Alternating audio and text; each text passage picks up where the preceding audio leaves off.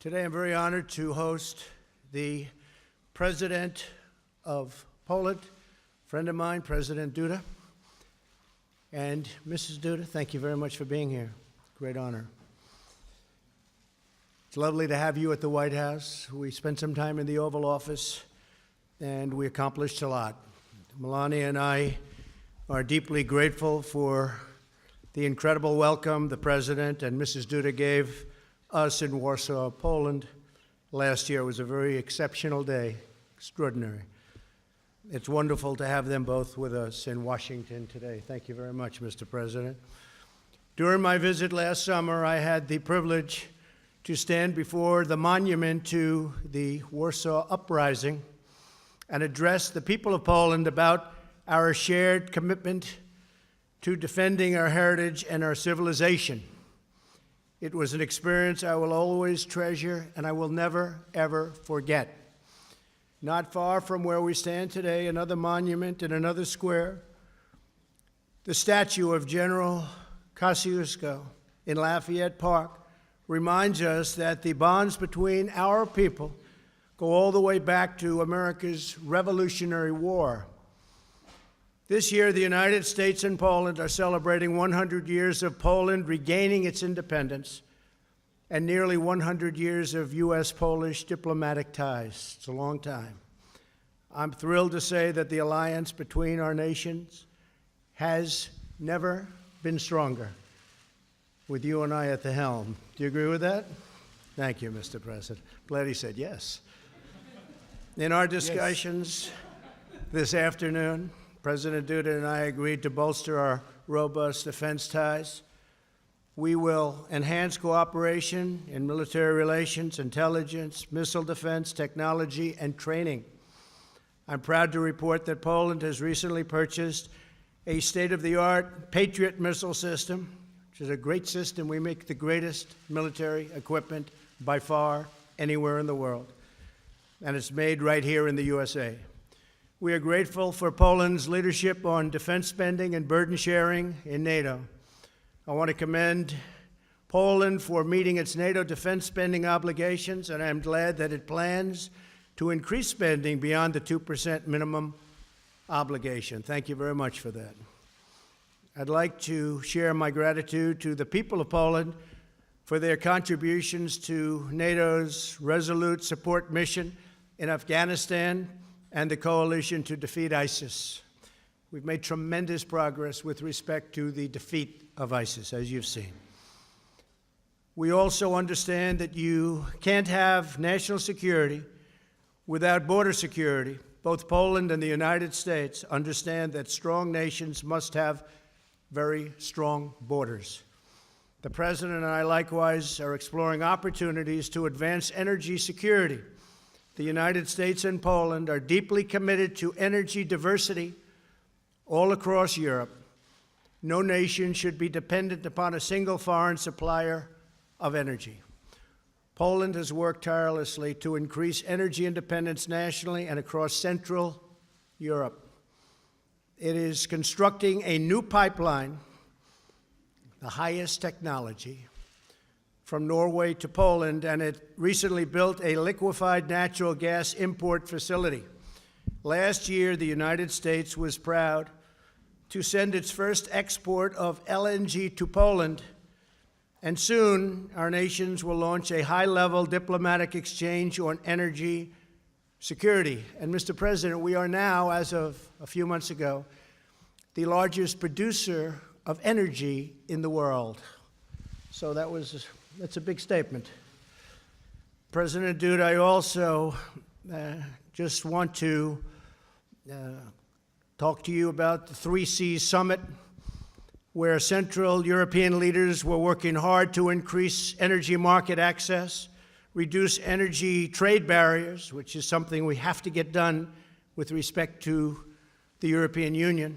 The trade barriers, they make it very difficult for the United States, and to strengthen energy independence. The United States firmly supports these goals, and we are eager to expand commercial ties all across the region of Europe. In our meeting today, the President and I discussed our bilateral economic relationship at length.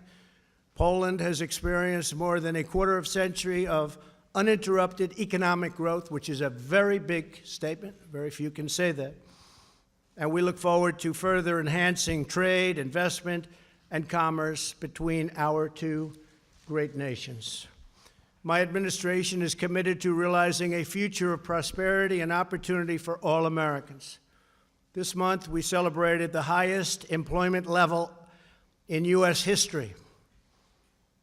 We are right now employing more people. We have more workers in the United States than at any time ever in U.S. history. I look forward to partnering with President Duda as we grow our economies together. Mr. President, thank you for joining me today. Poland has chosen its place among the free and independent nations of the world and is a loyal ally and strategic partner of the United States, and we greatly appreciate that. We welcome the next 100 years of friendship between our two nations. Mr. President, thank you very much. Thank you.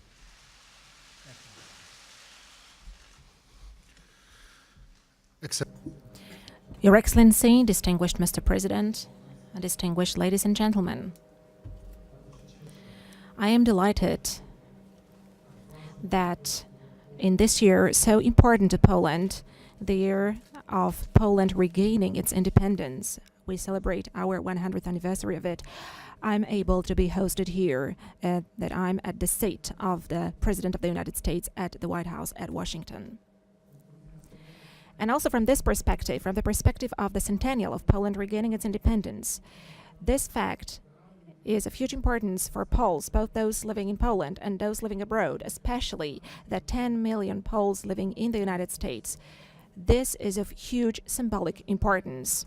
One reason for that is that the matter of Polish independence was one of the important points of the policy of the U.S. President Wilson. It was precisely President Wilson, before 1918, he was the one who put Polish independence on his agenda, on the agenda of his policy. That happened, among others, thanks to a great Polish politician, a composer and a musician, Ignacy Jan Paderewski. But it is a fact that Poles experienced back then a lot of good from the United States and from the President of the United States, because there are no other words to describe the fact that that great state indicated to Poland and defined Poland as the country who should be reinstated back on the map of Europe and on the map of the world. And it was reinstated on that map 100 years ago in 1918. And I'm absolutely delighted that today, as Polish president, I can be here at Washington, sit at the same table with the President of the United States and sign an agreement which is deepening our strategic partnership and which is renewing that strategic partnership. I'm talking here about the agreement on the strategic partnership. Such agreement was signed in 2008 between our countries. Back then it was signed by the ministers of foreign affairs, and today this renewed version, the version which has been updated because a lot has changed over the 10 years, this renewed version of the strategic partnership was signed personally by myself and President Donald Trump, and I would like to express my deep gratitude to you, Mr. President, for that fact. This agreement indicates the most important aspects of our cooperation and our friendship. It also sets new paths for the future. The paths of tightening our defense cooperation, military cooperation, tightening our cooperation in the area of security and energy business, tightening our cooperation in the broadly understood sphere of business, also in the aspect of the already mentioned cooperation as part of the 3 Cs initiative, to which Mr. President has just alluded. I came here to Washington right from the summit of the 3 Cs initiative, the first business forum organized as part of the 3 Cs initiative. The United States was present there as the partner of the 3 Cs, and thank you, Mr. President, for that. Thank you for posting your representatives to that meeting. And all the leaders who held their speeches there said in a very clear way about the need and hope for cooperation with the United States of America regarding the renewal and building of a new infrastructure, road infrastructure, railway infrastructure, energy infrastructure, both concerning electricity and the transmission of gas in Central Europe along the north-south axis. I'm referring here to the area between the Baltic states through Poland, the Czech Republic, Slovakia, Hungary, Bulgaria, Romania, all the way down to the Black Sea, and then through Croatia and Slovenia to the Adriatic Sea. This is the space in which we want to cooperate. This is the space in which we want to develop. Our cooperation with the United States is of key importance in this respect. Also, as far as providing energy security is concerned. Today we talked at length about this with Mr. President. We also discussed threats to energy security in Europe, to the possible diversification of supplies. Without any doubt, such a huge, biggest threat right now is posed by the construction of Nord Stream 2 gas pipeline. We discussed at length about this with Mr. President. I presented him the situation as it is. Unfortunately, we have to be clear and say that both from the German side and from the Russian side, this construction has already been started. There are still some formalities going on connected with the laying of the pipes at the bottom of the Baltic Sea. However, this investment, without any doubt, threatens energy stability of Europe, and without any doubt, it also threatens Polish energy security, because it is a threat. There is a threat of Russian energy domination, especially when Russia mentions that it's going to build more pipelines, Nord Stream 3, Nord Stream 4. This threat of absolute Russian domination in Europe in terms of gas deliveries is obvious. What are the results of such a domination, ladies and gentlemen? We were able to see that ourselves a couple of years ago in Ukraine. Sudden interruption of supplies. Of course, it had nothing to do with economic factors. It was connected only and exclusively with a political blackmail. It was a fact. And it is obvious that today we are making efforts and we are going to go to any lengths to protect ourselves from that. That is why we decided to construct an LNG terminal. That is why we also decided to receive the LNG gas from the United States. I'm really glad that we have concluded such contracts. I'm glad that American companies are right now delivering LNG to Poland.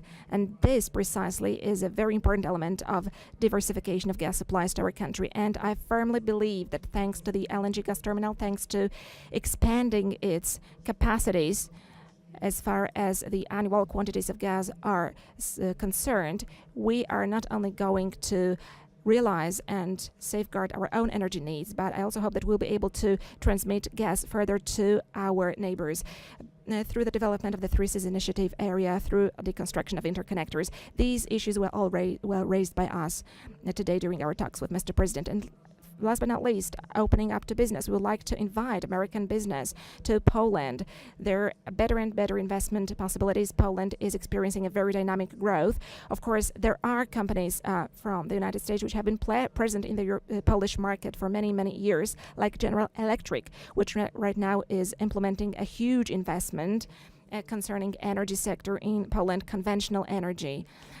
Such as construction of the Ostrołęka 2 plant. That is a huge contract amounting to almost $2 billion. These are the huge projects which are all being realized in Poland. But we want to invite to Poland all business people, those who have got huge economic projects here and who have got huge possibilities of investment. But we would also like to invite the smaller ones. Poland is a big European country. I believe it is an interesting partner where the United States and the U.S. business is very much welcome, and I want to assure you, ladies and gentlemen, about that. There is also a perspective of developing your activity through Poland to include the Three Seas countries, and this is something that we have been working on as a part of the Three Seas Initiative. We want to ensure also the communication possibilities, and we also want to increase the opportunities for economic cooperation. We want also business partners from the U.S. to join our projects. There are going to be a lot of communication, traffic-related investments in our part of Europe. We would like to invite American businesses to come because I believe that this opens up an opportunity for making joint business. And ladies and gentlemen, all of that is connected, of course, with the issue of military security. I'm hugely delighted with the presence of U.S. armed forces in the Polish territory. I'm deeply satisfied with the decisions that were taken by Warsaw NATO Summit in 2016, where the presence of the military forces of NATO in Poland was guaranteed. I'm also happy that we have in Poland American soldiers as part of our bilateral agreements. But I would like to invite you, Mr. President, to post more American troops to Poland. We believe that the presence of the United States is a guarantor of security in our part of Europe. We ourselves want to invest further. We want to modernize Polish armed forces. Mr. President, Trump mentioned the so-called Wisła air defense system that includes the purchase of Patriot missiles. We are implementing the largest military investment so far as the Polish armed forces are concerned over the last 30 years. We want to implement more projects. We want to buy more equipment. We also want to cooperate in the area of research and development as regards military technology. And I'm convinced that this cooperation between Poland and the United States will go on smoothly. I hope that Mr. President will make a decision to deploy to Poland more U.S. units together with equipment. Ladies and gentlemen, I was smiling when talking to Mr. President. I said that I would very much like for us to set up a permanent American bases in Poland, which we would call Fort Trump, and I firmly believe that this is possible. I am convinced that such a decision lies both in the Polish interest as well as in the interest of the United States. Poland is an attractive country, and first and foremost, it's got a very important strategic location in Europe, and I'm convinced that for the interest of the United States, also pertaining to the security of the United States itself, the presence of the U.S. armed forces in our country is important also to protect American interests. Mr. President, once again, thank you very much for this meeting. Thank you once again for this joint declaration that we're able to sign today. Thank you for also adding this new splendor to the centennial of Poland regaining its independence and also to the 10th anniversary of our strategic partnership. Thank you. A tremendous amount of LNG will be exported to Poland. We're giving them a pretty good price, but they're buying a lot of it, and that's going to be great.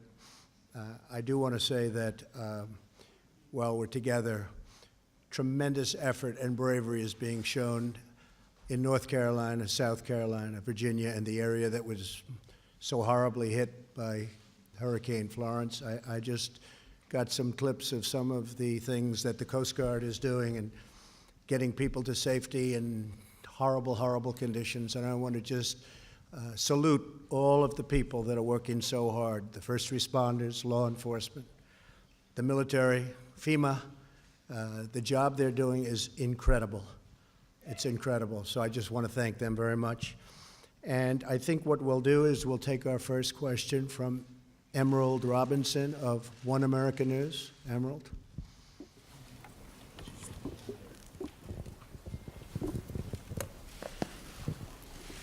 Thank you, Mr. President. So, news today of a Russian plane shot down over Syria. Russia is assigning the blame to Israel, even though it was accidentally shot down by Syrian forces. Clearly, things are heating up. There's concerns by many Americans, most Americans, that we might be involved in a war in Syria soon. You had hoped to bring troops home, but clearly things are changing. What do you tell American people today about a possibility of war in Syria? Well, I just heard about the incident you have mentioned, Emerald, and it sounds to me, and it seems to me, just like based on a review of the facts, that Syria shot down a Russian plane. And I understand about 14 people were killed, at least, and that's a very sad thing, but that's what happens. But Syria, according to early reports, that's subject to change, but that Syria shot down a Russian plane. So that's not a good situation. We have done a tremendous job in Syria and in that region eradicating ISIS, which is why we're there. And we're very close to being finished with that job. And then we're going to make a determination as to what we're going to do. But we have eradicated ISIS in a very large area of the Middle East. These are people that will not be coming here because they're not around any longer.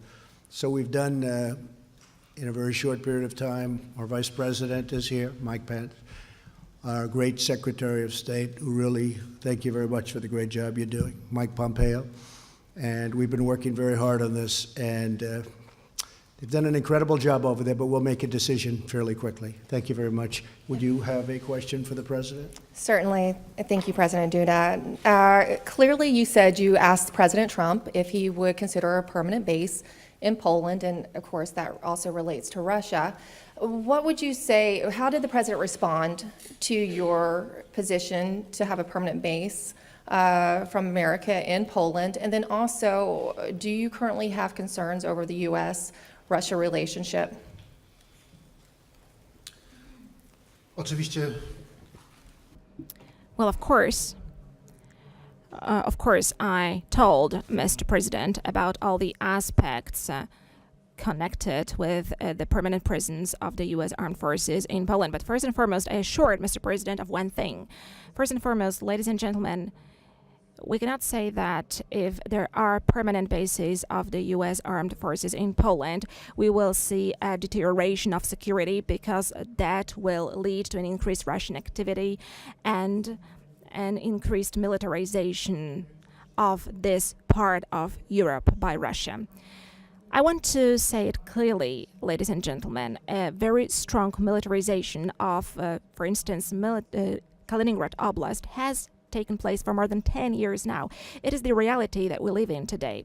As far as an aggressive Russian behavior is concerned, as far as increased military activity is concerned, including increasing of the militarization, Russia has been conducting such activities in a systematic way. And for the first time, we're able to see that in a materialized way in Georgia in 2008, when the then president of Poland, Professor Lech Kaczynski, took other European leaders, and they went to Tbilisi to stop Russian tanks which were about to attack the capital of Georgia. And from that moment, that military expansion has been developing. It's another leg was the attack on Ukraine, and today we can see an illegal annexation of Crimea. Today we are witnessing constant violation of international law in the Lugansk and Donetsk oblasts. So these are today political and military facts of Europe, and the presence of the United States is only providing a guarantee of security and a possibility to defend. Because let me reiterate again, it is only about the guarantee of security and defense of our part of Europe, that is the free world. This is the most crucial issue right now from our perspective, from the perspective of Central and Eastern European countries. And we are speaking in one voice on this one generally. That is why we wanted to ensure the presence of the United States Armed Forces, and also we wanted to have the presence of NATO forces in our part of Europe as well. And of course, Mr. President and his staff, his advisors, and also the Pentagon staff have to consider all these issues, but there is a whole range of arguments which are in favor of the fact that the presence of the U.S. Armed Forces in this area is absolutely justified today. That is due to the protection of the interests of the United States as well. So I am absolutely convinced of this one, because today, unfortunately, we are seeing international law being violated. Today, we are seeing aggressive behaviors, and I am convinced that there is no more effective method of preventing a war than a decisive stance, demonstrating that we are ready any moment to repel a possible attack. And a presence also means deterrence. At the same time, I am convinced that when we have a strong military presence in this part of Europe where there is a potential threat, then there will be no war happening ever.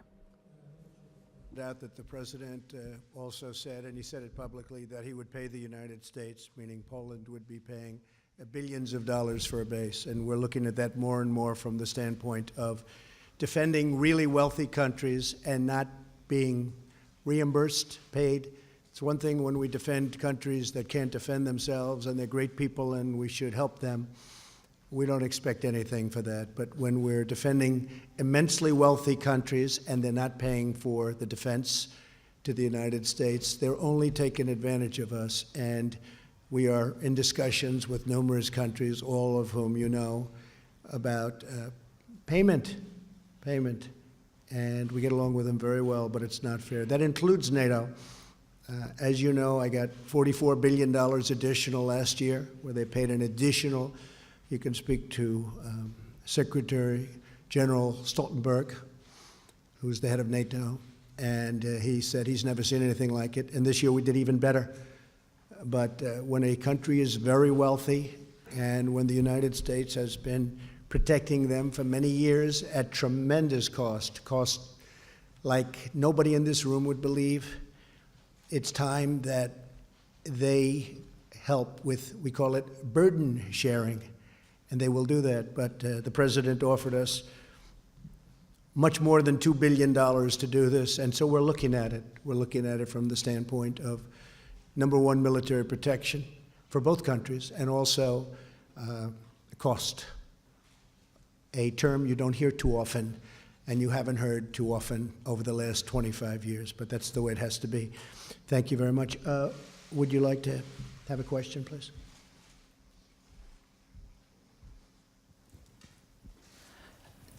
Dzień dobry. Marzena Kozłowska, Polish Press Agency. I've got a question to President Trump. Do you share the conviction, which we have just heard a minute ago, expressed by President Duda concerning the threat which is posed to the region, but not only to the region, by Russia? And do you also share the view that permanent American bases in Poland are justified not only due to the security of the countries in our region, but also due to the security of the United States? I think it's a very aggressive situation. I think Russia has acted aggressively. They respect force, they respect strength, as anyone does, and we have the greatest strength in the world, especially now.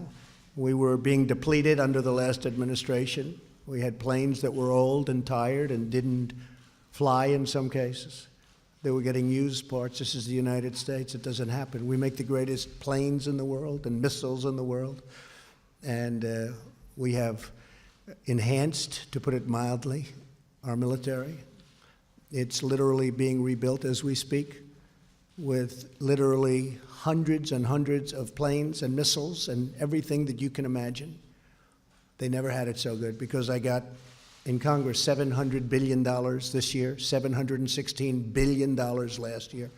That's far more than they ever anticipated. I viewed it two ways. Number one, military, because it's always more important than anything else, including jobs. But number two is jobs. We make everything here. So it's hundreds of thousands of jobs to make for us the best military in the world.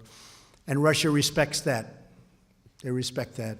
So I am with the president. I feel that he's right. And I feel that, look, you look at the history of Poland and Russia, that's a long and very complicated history. So certainly he has a right to feel that way. Okay? Do pana prezydenta And a question to President Duda.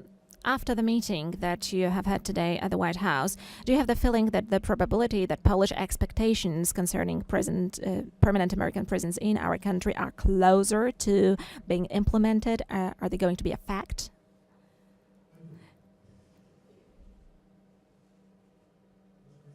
Ladies and gentlemen, today myself and Mr. President had a tete-a-tete meeting, a private meeting, and then we met also with our staff. We had long conversations, very honest discussions, and very strong at certain points as well in terms of diagnosis of the situation in the area of military security and energy security alike. And I am convinced that all of us are going to draw appropriate conclusions from these discussions, because, as I said, both sides presented their positions in absolutely many elements. They are concurrent as far as the assessment of the situation currently is, what kind of steps need to be taken in order to protect both the issue of security and the issue of interests. These are business-related issues. I am convinced that, ladies and gentlemen, you are going to see the results of both our meetings today and of the declaration that we have signed together with Mr. President. Of course, we are talking about long-term processes, so I'm sure that you are going to see how this is going to be filled with content. You will see concrete facts that will appear on the maps and also in agreements and in purchases that are going to be realized. John Decker of Fox, please. Thank you, Mr. President. Two questions for you, one on Judge Kavanaugh and also one on trade. On Judge Kavanaugh, yesterday you said, we want to go through a full process. You said, we want to make sure everything is perfect, everything is just right. To that end, what would be the problem with the FBI reopening their background investigation into Judge Kavanaugh? Would you support such a thing? It wouldn't bother me, other than the FBI, John, said that they really don't do that. That's not what they do.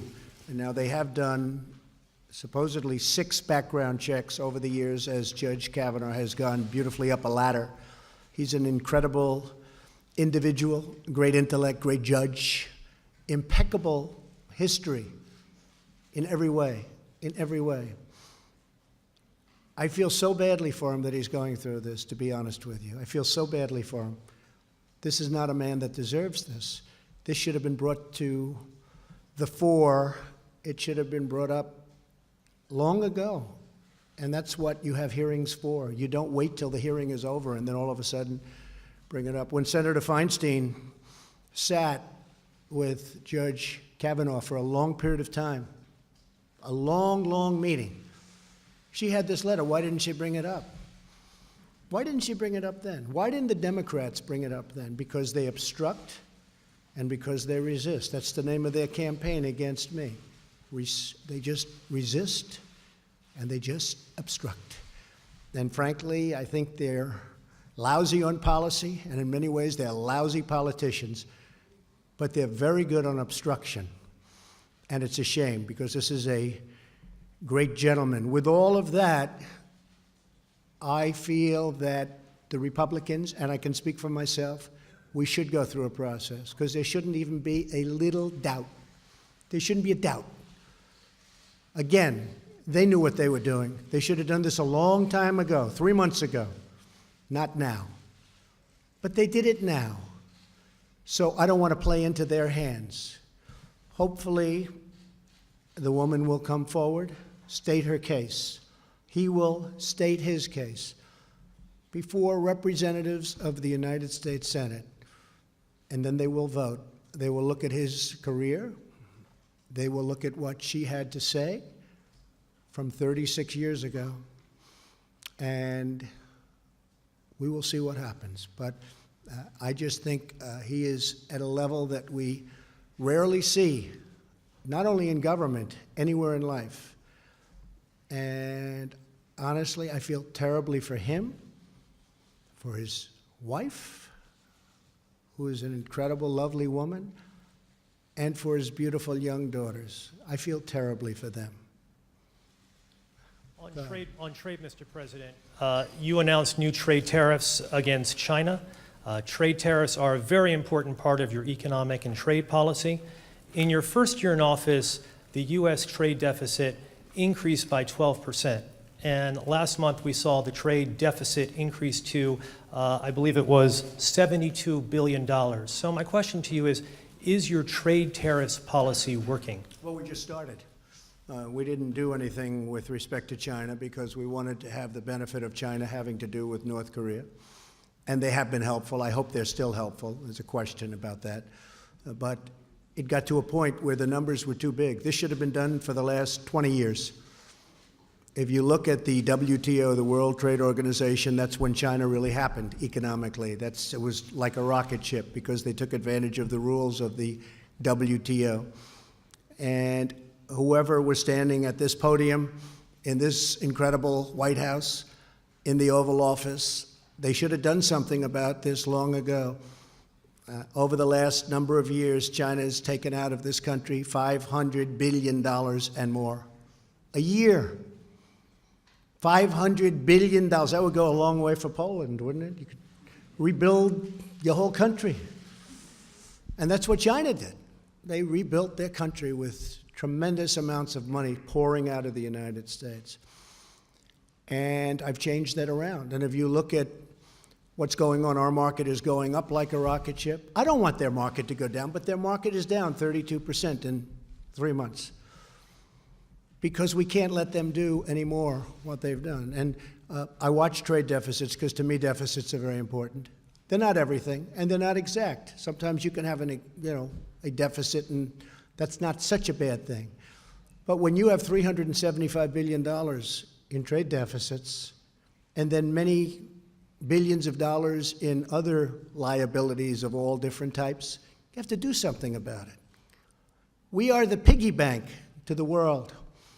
We've been ripped off by China.